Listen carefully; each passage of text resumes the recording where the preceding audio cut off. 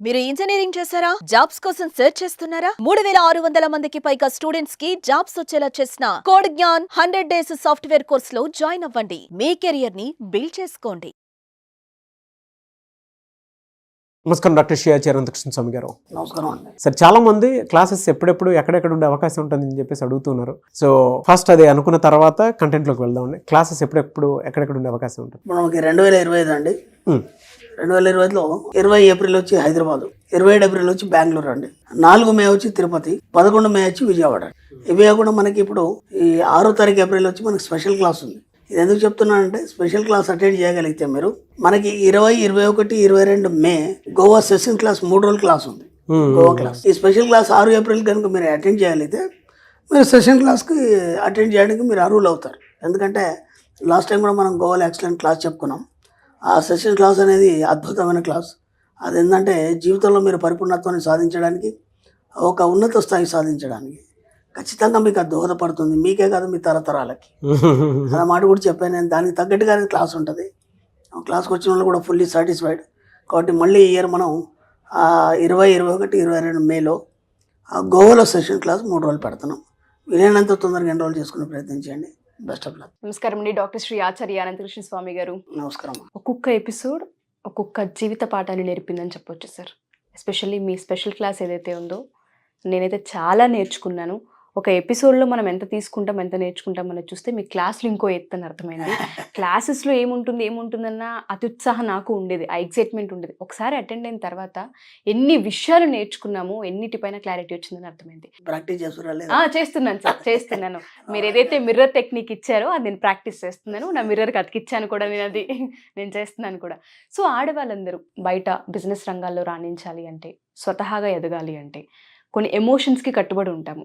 వాటి నుంచి బాధ్యతలు మాత్రమే మేము తీసుకోవాలి, ఎమోషన్స్ దగ్గర ఆగకూడదని తెలుసుకోవాలి అంటే మనీ మంత్ర ఏం చెప్తుంది? మీరు అదృష్టవంతుల, దురదృష్టవంతుల, ఈ రెండిట్లో ఏది మీరు డిసైడ్ చేసుకుంటే మీ లైఫ్ అటువైపు అనేది ప్రయాణం చేస్తారు. దురదృష్టవంతులు ఎవరైతే ఉంటారో వాళ్ళు ఉన్నతంగా ఆలోచించారు. అదృష్టవంతులు ఎవరైతే ఉన్నారో వాళ్ళు ఐశ్వర్యవంతంగా ఆలోచిస్తారు. ఇది వినడానికి చాలా సింపుల్గా ఉంది, చాలా చిన్నగా ఉంది, కానీ ఈ రెండింటితోనే మీ జీవితం ముడిపడి ఉంది. అదృష్టవంతులు అంటే మనం ఏమనుకుంటామంటే జాతకరీత్యా అదృష్టవంతుడు, ఓకేనా? లేదంటే బాగా డబ్బున్నలో పుట్టడం అదృష్టవంతులు, ఓకేనా? లేదంటే ఒక సంస్థలో పనిచేస్తున్నాడు, ఆ సంస్థ ద్వారా ఇతనికి అన్ని బెనిఫిట్స్ రావడం అనేది అదృష్టం అనుకుంటున్నాను. ఇవన్నీ అదృష్టం కాదు. అదృష్టాన్ని ఎవడో ఇవ్వడు, ఎవడో కల్పించాడు. నీకు నువ్వే సృష్టించుకోవాలి. నీకు నువ్వేదైతే సృష్టించుకుంటావో అది ఎప్పటికీ పర్మనెంట్గా ఉంటుంది. ఇతరుల మీద ఆధారపడి ఏదైతే మీరు సృష్టించుకుంటారో అది టెంపరీగా మాత్రమే ఉంటుంది. ఎలా ఉంటుందంటే, నేను మన సబ్జెక్ట్లో ఒక వీడియో చేశాను. ఎంతవరకు నువ్వు ఆలోచిస్తావో అప్పటి వరకు విశ్వం నీ గురించి ఆలోచించదు. అప్పటి వరకు విశ్వం నీ గురించి ఆలోచించదు. ఇదే విషయం ఇంకో రకం కూడా చెప్పాను నేను.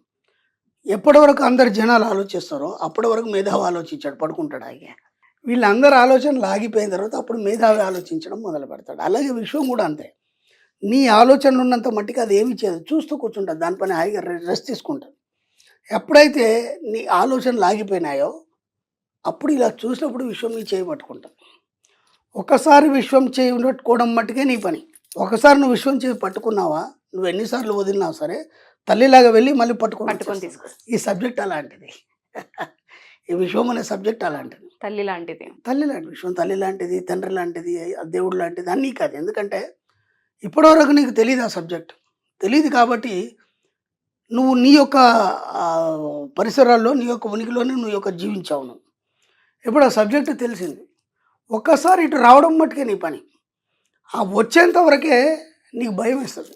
నేను ఇంతకు నువ్వు ఏం చెప్పానంటే, మెడిటేషన్లో ఒక స్థాయికి వెళ్ళిన తర్వాత మనిషికి భయం వేస్తుంది. మామూలు కళ్ళు మూసుకొని కూర్చోవడం కానీ భయం వేస్తుంది. ఎందుకు భయం వేస్తుంది అంటే, ఆ కళ్ళు మూసుకొని కూర్చోగానే నీకేమవుతాయంటే ముందు కొన్ని తెల్లగా మెరుపులు కనిపిస్తాయి, తర్వాత అవి రంగులుగా మారుతుంటాయి.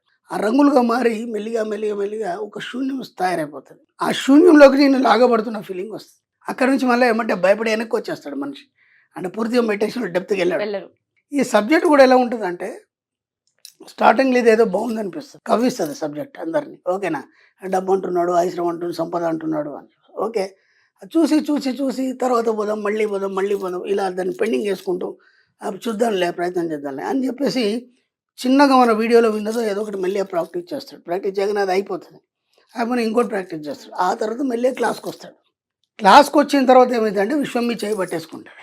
అప్పటిదాకా పట్టుకోదు. అప్పటిదాకా నేను చూస్తుంది అంతే, వస్తాడా రాడా అని. టెస్ట్. విశ్వం మీ చేయి పట్టేసుకుంది. ఎందుకంటే అక్కడ సబ్జెక్ట్ మీద నీకు అవగాహన వస్తుంది. అవగాహన వచ్చిందంటే విశ్వం నీకు పట్టుకుంటుంది. పట్టుకున్నావు అంటే నువ్వు అదృష్టవంతుడివి. అర్థమైందా? ఇప్పటివరకు నువ్వు దురదృష్టవంతుడు అనేది నువ్వు తెలుసుకున్నావు. ఎప్పుడైతే విషయం నీ చేపట్టుకుందో సబ్జెక్ట్ నిన్ను పట్టుకుంది, నువ్వు సబ్జెక్ట్ని పట్టుకోలేదు, సబ్జెక్ట్ నిన్ను పట్టుకుంది. ఓకేనా? పట్టుకోగా నువ్వు అదృష్టవంతుడిగా మారిపోతావు.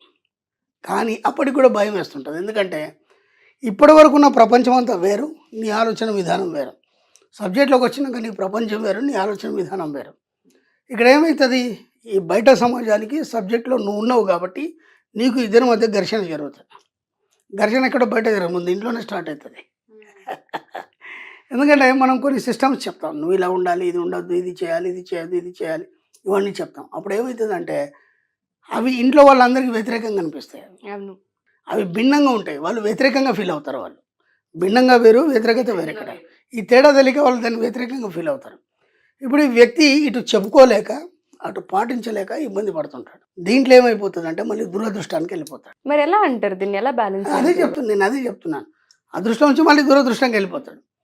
మళ్ళీ ఏదో సమస్య వస్తుంది వాడికి. సమస్య వచ్చినప్పుడు మళ్ళీ సబ్జెక్ట్ గుర్తుకొస్తుంది.